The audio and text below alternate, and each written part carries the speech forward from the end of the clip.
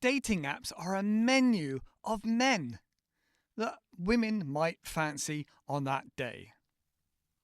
Women that go on dating apps are generally, and I am only generalizing here, a little bit deluded.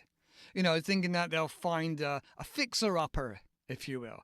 Somebody's handsome but doesn't know they're handsome. Maybe somebody's got a lot of money but they're very humble about it, and they need somebody to help them steer that money in the right direction. And somebody that they can help make more an amazing man than what they already are. Somebody that they can really motivate and mold into an amazing man because they don't realize it already. So, forgive me if I get a bit passionate. Here I am in my mobile setup. This is my fort. What do they call it? My blanket fort, people have called it. But it's got great acoustics. And so this is why I continue with it. And I get, I don't get disturbed, and it's really good. Right. So, deleting those dating apps, and here's why. So I've just said, I've prefaced that women generally go on dating apps, have a menu, just a vast of men that are ready, willing, and want to do anything to satisfy a woman. And so, like I said, women in general do not work on gaining that better man. Because women seem to think that, I'm a 9, I'm a 10, I'm a 9, I'm a 10. They all think, so we're led to believe, that a lot of them think that they are a very high value status woman, and they are the prize. Men should be chasing after me because I'm amazing. And you watch somebody's podcasts and TV shows, and it's really surprising about how deluded some people are. But that's not everybody. I am generalizing a bit here. And I don't want to get too passionate, but I want to get a message across. And the message is that decades ago, well, hang on, let's go back. Women are not the prize. Men are the prize. Let's just put that out there. And women are not equal, because women want somebody that's stronger than them. They want somebody that's taller than them. They want somebody that's emotionally stable or more emotionally stable than them. They want somebody that's in a good place and financially better off than them. So they're looking for somebody higher than they are. In regards to all those things I just mentioned, as well as strength. There's not many women that are looking for a man that's weaker than they are and unstable than they are. So you've got to accept the fact that there is women want men that are unequal to them, different to them in that respect. All right, but let's not muddy the water too much. Right, decades ago, smart women would drop a handkerchief in front of the man that she chose and paraded around at balls like a peacock and would offer her cooking, her cakes, and they would, I think that's probably where a lot of festivals came from, and cake shows and things like that. Women were often showcasing their qualities as a great woman. Because back in the day, not so many decades ago, women would choose a lifestyle, and they would choose a partner that could look after them in the way that they would like to be accustomed to. So there was a lot more respect then for looking for a protector and a man that was able to provide and these kinds of things, and a potential father. So it was very, very different then. And the man was looked at as the prize because he had the money, he had the social status, he had the strength, he had the connections. The man was the prize. And actually, we'll get onto that, but that's very interesting. If you look at like Elon Musk, you look at Richard Branson, you even look at Prince Charles or Prince Harry, they're not going out chasing after women. The women come looking for them. And women that you may notice, especially like with Prince Harry and Prince Charles, those women that got the catch, they worked to get that man's attention. They orchestrated situations where they would be around or in the vicinity, in the orbit of that prize man. Food for thought. All right. Okay, so changing up a little bit now. The solution, or what I put for solution. So number one is delete all dating apps, because you're just one of 1,000 men for only a handful of women. And women just look at you as, I don't know, maybe he's too rugged looking. I don't know. Maybe I don't like his dimples. He looks like a mummy's boy. It appears that we're just something on a menu that somebody might fancy for 5 minutes. So you don't want to be just that thing on a menu that somebody can look by and think of you as just like, it'll do for now, until they find the next thing. So delete every single dating app. All right. Build your level of wealth and comfort. Now, not everybody can be Elon Musk or Prince Harry. That's obvious. But you can build a comfortable ecosystem for yourself. And I mean like your own social circle, your own fortress or house and castle, and your own garden and your own transport and your own connections of people. So you build up what's comfortable for you. You might want to be a millionaire. You might just want to be somebody with, a house and a couple of cars and go on lots of holidays. Whichever it is for you. All right? Be comfortable with being single. Lots of man friends, lots of social activities, and just be comfortable being a bachelor, because that's what you are. You are a well-desired bachelor, and we take that word away, or that word's not used anymore, because it was held up in high esteem. He's a bachelor. Ooh, somebody with some prowess, some command. All right, so be comfortable with being single. There we go. Right. Women worth their salt will know who you are. You don't need to parade things around on Facebook or Instagram or, look at me, look at me, look at me. You don't need to do that. I'm pretty sure that those wealthy people out there keep themselves to themselves because they don't want to attract undesired attention from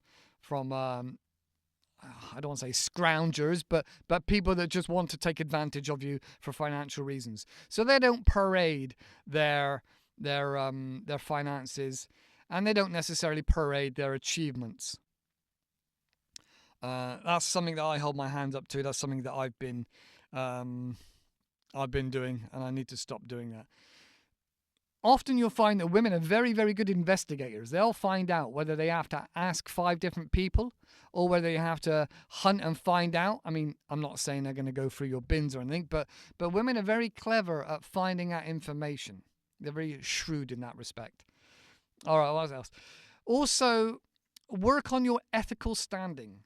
So some people are businessmen and they have they're shrewd, and they'll do whatever they can. They'll sell their grandmother to make money. But that reflects their efficacy. But you don't have to be like that. You can be, a man of the people. You can be ethical, and you can still make money and be a businessman and have giving back to the community. All right, because that also shows a woman that you're not a bastard. You are a standing upright man of the community, but you're also balanced in that you don't hate the world and want to get lots and lots of money and selfish. So that's what that is. That it shows that you're not selfish. Right, okay. Socializing. Go to, what if I put? I go to community events or charitable events. All right, so make it known that you're out and about, with nobody on your arm. You're out and about in the community. And you're not hanging around nightclubs and bars and gambling and things like that. All right, so you will become known as, oh yeah, that's that guy. Yeah, he I know, he bought a cake from the charity store, the Rotary Club or whatever. Oh, right, okay, well, he wasn't with anybody, so he must be single. He's dressed well, he arrived in a nice car, he can talk with lots of people know him and like him, so that again elevates your social status. And I said, stay away from distractions such as, women of the night, gambling, smoking, and that kind of negativity that will drain you. All right, okay, what else we got? Commit to your passion. Your passion is your drive, whether it's your mission in life to be the best salesman in the whole of Texas, the best car salesman in the whole of Texas. You need to hold on to what drives you and gives you passion, because that way a woman can see that you've got a mission in life. You've got drive, you've got ambition, you've got focus, and you can lead. You're leading yourself where you want to go. All right, you got focus. You're not just lost in the wilderness. I don't know what to do. Shall I do this? Shall I do that? Am I going to become needy? Am I going to be wanting the woman to direct and lead?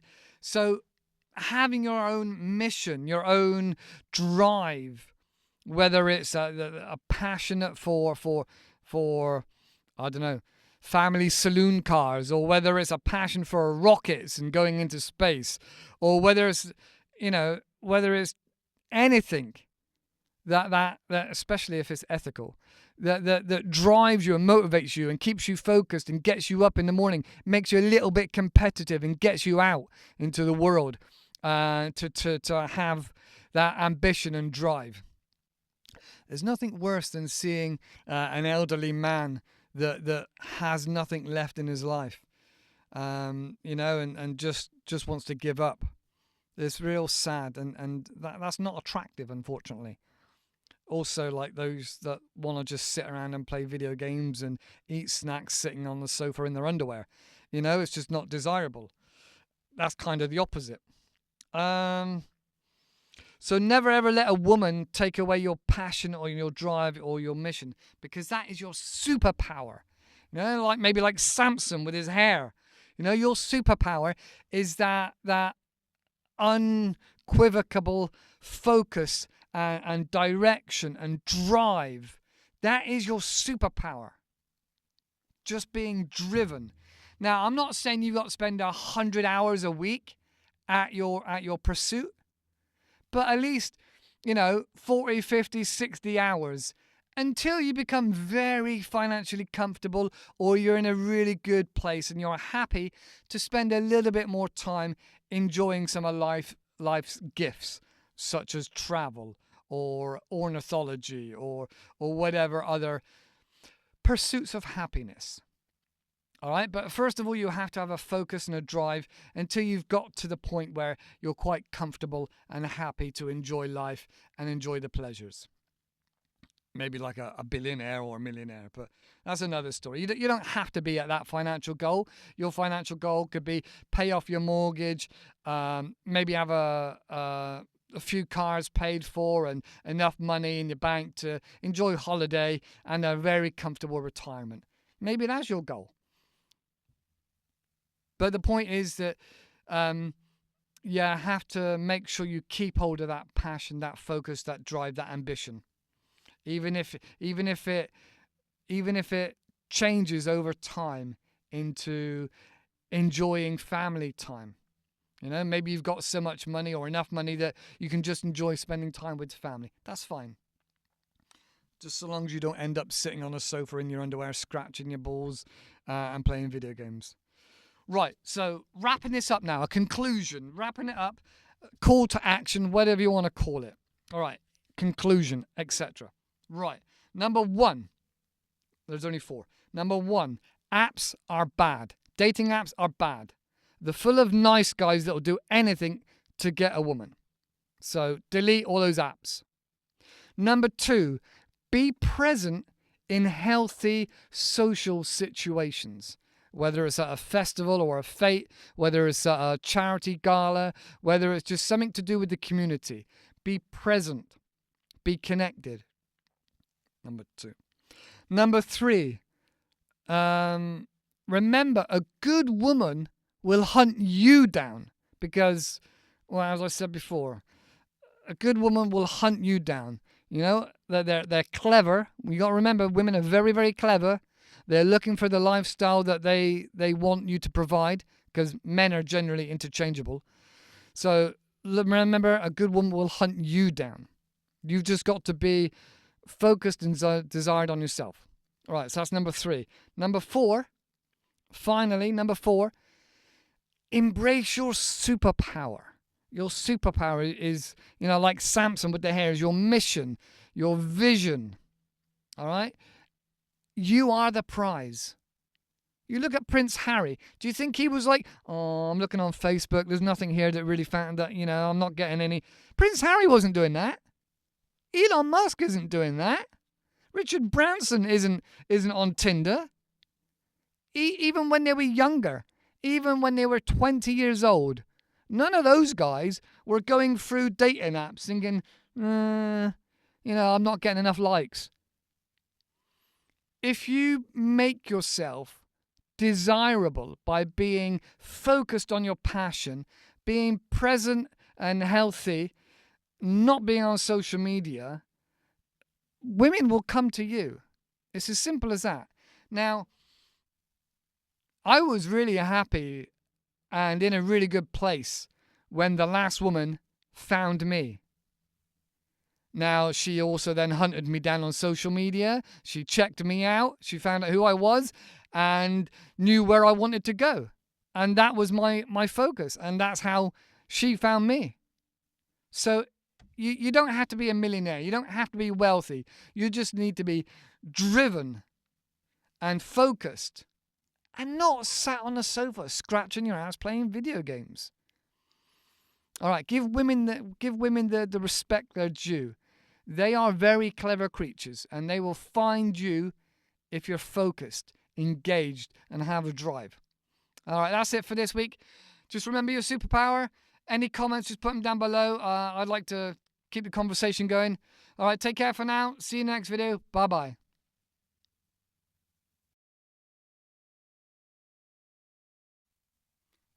Well, if you're still watching and you're still here and you're still listening, thank you. Bit of a catch up with me. I said before, now my podcast and everything is available, but that's for English learners. That's now online. That's on Spotify and things like that. So I'm happy with that. I've made a few new revelations and I've gone through some more healing. Recently been listening to No More Mr. Nice Guy. Now I need to make a video on that because it's very, very good. If you're ahead of the game, get onto that. No More Mr. Nice Guy. An amazing book for us men. Also, The Body Keeps the Score. I think that was Vessel van der Bonk, something like that. I'm going to get that wrong. So that again was another great book. Bit heavy, bit hard. And Heavy Light by Horatio Caine. Now, as I said before, all the really clever men in this world, the one thing they have in common is they read. They read and they learn. Now, if you don't read and don't learn you're not going to grow and you're not going to change. Now, if you're in the situation that I've been in, you know you need to change. You know you need to learn. Something has to happen. So reading is the way that I grow. Those are great books. I got to do a book on No More Mr. Nice Guy. Again, that's a great topic. It's a brilliant thing. Like I said, I've had some revelations. Some things have changed. And I think some of my priorities in life have changed a little bit more. So in the future, I'll be looking for maybe some bricks and mortar to be living in. I'll be looking at working full time, I think, and building up that nest, building up that safety net. And then I've got some money coming to me that I'm going to look at investing and maybe pushing more into a business or pushing more into some other sort of revenue stream. And basically get my life in order and I don't know, straighten my head out a bit more, but enjoy my life because, life's too short to worry about the past. So it's about moving forward and enjoying this life that we've got. So yeah, if you've got any other comments, any other books that you think's worth reading, then let me know below. That's it for now, my friends, and I love you all, and I'll see you in the next video. Bye bye for now.